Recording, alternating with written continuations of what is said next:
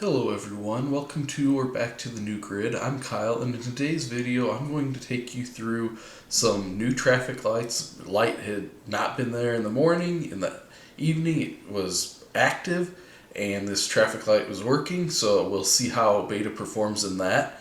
We're going to show you some unique and odd situations that occurred, and we're going to take you through some high-speed unprotected left turns. But first, let's take you through this interstate route of this really weird situation that occurred. So there were some signs that were telling you that the left lane of the road were closed ahead.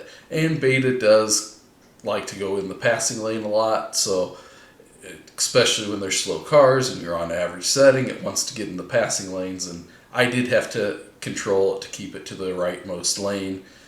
But other than that, there were some people that ended up walking out in front of me on the interstate. Now, they didn't get directly in front of my car, but they were walking towards my car, and beta did not slow down at all for them, which was perfect because they weren't walking at a fast enough speed. It did recognize them, but it didn't react to them, which was exactly how it needed to perform for that. Now, if they were going a lot faster, there's definitely a situation where it probably should slow down because they could run into me, but for this situation, it was perfect. So next, let's talk about the traffic signals. Now, there is construction here. That's part of what I want to show you. This is a brand new traffic signal they're working on putting in, and you can see that we're going very low speeds on this highway. This is a 60-mile highway, and we're only going about 15 to 20 miles an hour on it because there are workers ahead, and you'll be able to see here in a second that there are traffic lights getting installed right now at this time for this roadway.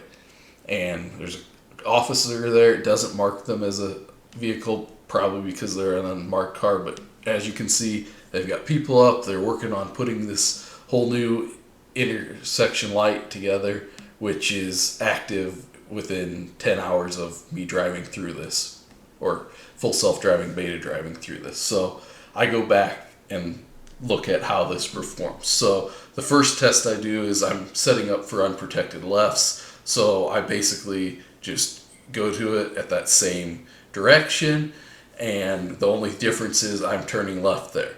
Now, this left-hand turn, it actually does really well at stopping at the right spots for this light, and then it proceeds through perfectly to make this turn. And there is traffic from both directions to go through this light. So we're both going through this. The lane lines are kind of oddly marked, but we both do get through this just fine, and it works flawlessly.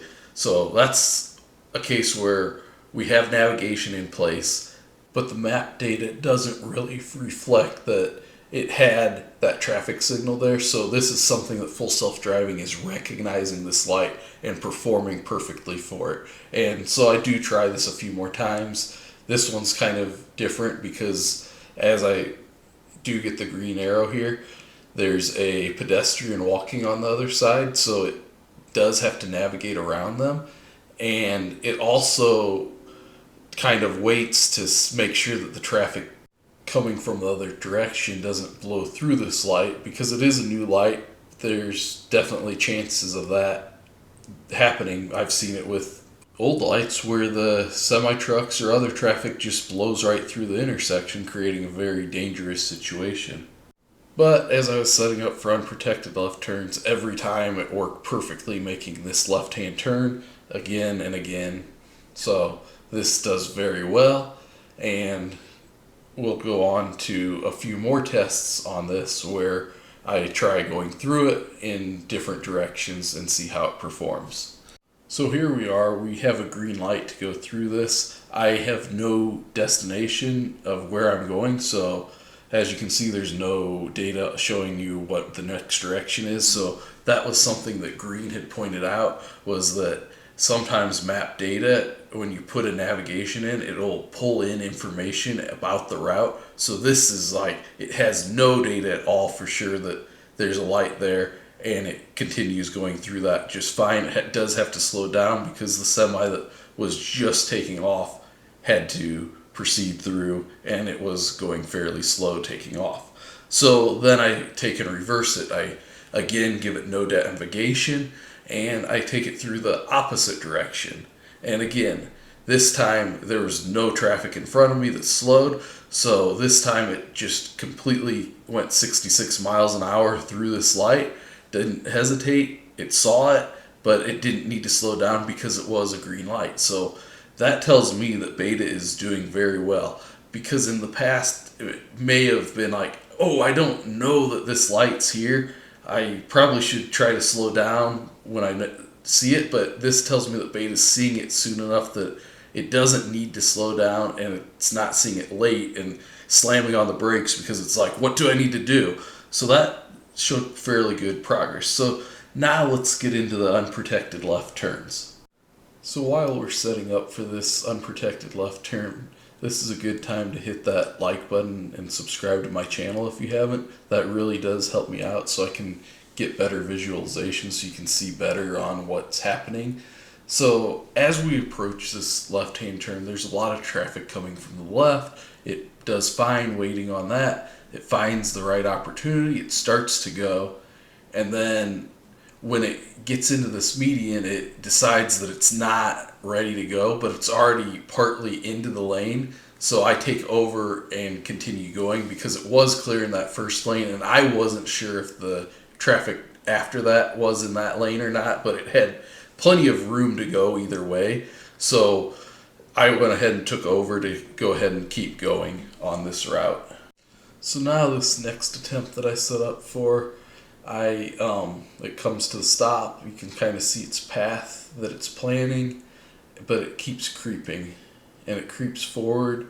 There's plenty of opportunities that it could have went, and then when it actually starts creeping too far forward is when it doesn't have time to go because there's traffic coming from the left too soon, and it didn't feel like it had the confidence to commit to that center.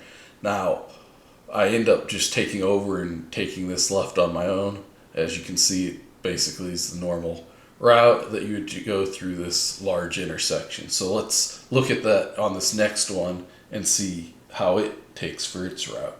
So here's my last unprotected left, and I do like to remind you that this road is a 65 mile an hour road. It's 60 mile an hour speed limit. People go 65, 70, or even faster down this road, semis included. So it's a very dangerous intersection. That's part of why they added that stoplight, which is just to the left of this intersection, is they're trying to help the traffic flow going through there. But if you look as we're going through this unprotected left-hand turn, beta makes that right-hand turn, just like in Chuck Cook videos. So it thinks it's got that narrow median in the middle, just like in Chuck Cook's case, where it doesn't. It has this wide, big median. It doesn't need to make that left going into these, and that's why I think the model's a little overfit for his case, and why we need to have it trained more to know that, hey, this is a larger median. We've got room for it to go into that properly. But it does successfully make this unprotected left turn without any intervention. It does take a little bit of time getting up to speed, and I did hit the accelerator for that, but overall it did pretty well.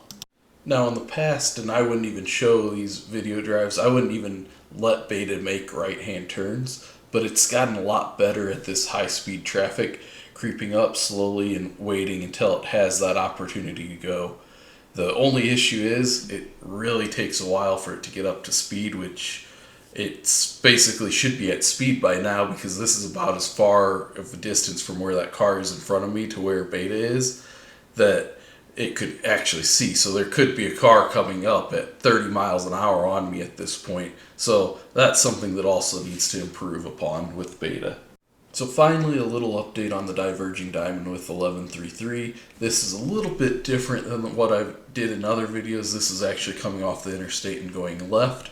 So this, you've got to wait on the traffic that's crossing over, and it stopped for the stoplight, and at the point where it's clear, I basically hit the accelerator just a little bit, and it doesn't want to go, so I finally just take over and go, because once I'm clear, because it was hesitant and then there wasn't an opening, so I took over, I re-enabled it, and it does fairly good getting through the rest of this Diverging Diamond intersection. We go back crossing over and it does fine.